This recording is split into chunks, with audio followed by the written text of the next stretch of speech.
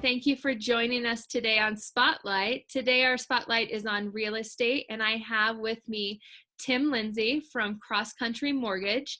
He's one of my two preferred lenders because when I find somebody who works really well and really hard for my clients, I keep them. I collect them like jewels, and he is one of those. So I've asked Tim to come on today and sort of explain different loan options that are out there for buyers. As I'm speaking with buyers currently, I'm finding that they've run into walls with other lenders who are no longer doing FHA or VA loans, or who are restricting to a very tight number of programs, the people who can participate in them, as well as restricting credit scores. So Tim, what sort of information do you have for my buyers out there who have questions about how do I apply? What's it look like? What should I look for in a lender, and what sort of programs are out there? Sure. First of all, thanks a lot for having me on here. I really appreciate the kind words. I think it's super important what you're doing here to get the information out. So kudos to you for doing this. I'll try not to make it too specific, but just more of an overview. Lenders know how to talk, so I'll try to keep it to a minimum. I think a lot of what's going on is you have a surplus of money that all of a sudden is not a surplus anymore. And so that's where you're seeing a lot of lenders who are tightening the belt, so to speak. So you've got people raising their credit scores, as you mentioned. You've got basically what are called overlays. So you have your set of guidelines that Fannie Mae or Freddie Mac or Ginnie Mae for VA and FHA loans would have when they purchase a loan. And now you have lenders who are worried about servicing those, increasing those overlays. So you're seeing things like a maximum loan to value that might be lower than what you had in the past. Lower requirements, a debt to income ratio that might be lower, credit scores that might be required to be higher. Here, we are a direct lender, so that means we sell directly to Fannie Mae, Freddie Mac, and Ginnie Mae. That would be your FHA loans, your VA loans, and obviously conventional for Fannie and Freddie. And because we sell direct, and because of our position financially, we are not at this time adding overlays to those requirements. You do have the bond loans like Chaffa, and there's a lot of lenders locally here in the Tech Center, in the Colorado area, that have just kind of brushed those to the side. That instance, we do have some overlays, and that was more of a discussion that we had with states around the country. For other states have Chaffa similar programs where they're a little bit tighter on what the requirements are for that. But if you're not needing down payment assistance, you've got enough down payment, it's business as usual. Just a little clarification on that. We still are underwriting loans with credit scores down to 580. Now, as always, even before this, there are definitely a little bit more restriction on who we can lend to those too. But I think it just shows that we're feeling pretty calm about the chaos that's ensuing in the mortgage world right now. And how, I know you've talked about, regular loans. How are you seeing jumbo loans and HELOCs affected currently with the market conditions? So I haven't seen anything with HELOCs being affected. And we do have conversations with multiple credit unions and other people who have HELOC availabilities. And we're not seeing yet what we saw in the housing crisis, which were lines being cut. I've had some conversations with attorneys that came out of that world who had legal issues with them cutting those lines. And so I haven't seen that. I'm looking to see if that's going to happen, or if they're able to prevent that from happening because of the legislation that was added years ago. And don't quote me on what the legislation was, but jumbo has definitely been a problem, especially specifically non-QM loans, which are more like your asset lending, where you've got I don't really fit into the, peg the way I should. And so we were like, we go non-QM. There were a lot of those lenders who just immediately stopped lending within days, if not hours, of this mortgage-backed security crisis we had earlier in March. And we have seen jumbo players stop lending on jumbo. We still have a couple of investors that are doing it, whereas even a month ago, I guess it's middle of the month now, 6 weeks ago, we had multiple handfuls of these lenders. So that's definitely tighter. We have definitely seen credit scores go up.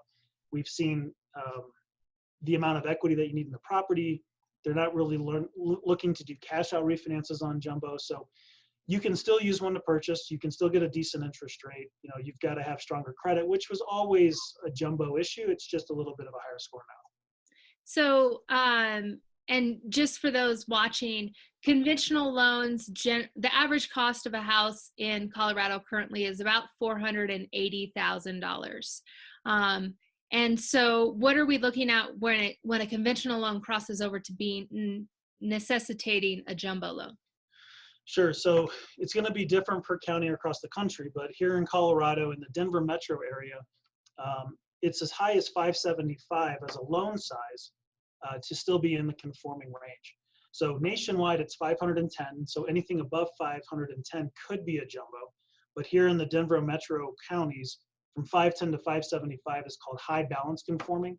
And so once you get above 575, you definitely need jumbo for that. So for the majority of people that are in that average price range, you're never going to be talking about a jumbo anyway.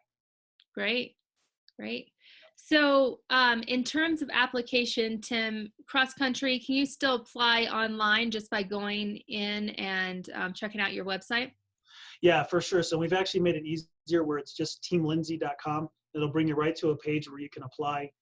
We have some new technology that as you put the information in and send us the application, it will tell you what it thinks that we're going to be requesting for documents. So it's pretty intuitive. It's not 100% accurate. Just because my team is always very clear on what kind of conditions are going to come later. So we still want to have conversations. If you're not savvy on the internet, not a problem at all. We love having conversations and taking loan applications. We're a relationship-driven branch here, so we really do like spending the time on the phone, and when we can get back to face-to-face someday. But yeah, but if I've got people who are drinking a glass of wine and they want to apply for a refi, just hop online and it's pretty quick. So great. So that's teamlindsey.com, and all that information is going to be below this video. Tim, any final comments about the things that you need when you're first applying for a loan? What sort of paperwork do people, while they're at home right now, put together so that they are pre-approved and ready to go? And what's that timing look like for the pre-approval process? Sure. So pretty easy. If you're not self-employed, typically we're going to need last year's W-2, most recent pay stub. If you are hourly, we'll probably need a couple of pay stubs. 2 months of your most recent bank statements that you're using for down payment or to pay closing costs or prepaids. So it's pretty dialed in. Self-employed will need tax returns. If you've been self-employed for a long time in the same business, it's usually 1 tax return, not 2. So, and if you haven't done 19s, that's okay. We'll look at 18. And I totally forgot the second question. Was there just a timeline that it was. Oh, timeline, yes. Actually, surprisingly pretty quick. Once we have the application and the documents, my team will bring it comes across my desk. I analyze every single file that comes through here, and it is less than 24 hours. In some instances, our purchases are always looked at before our refinances, but we're turning them within 24 hours, and some purchases I'm doing within an hour.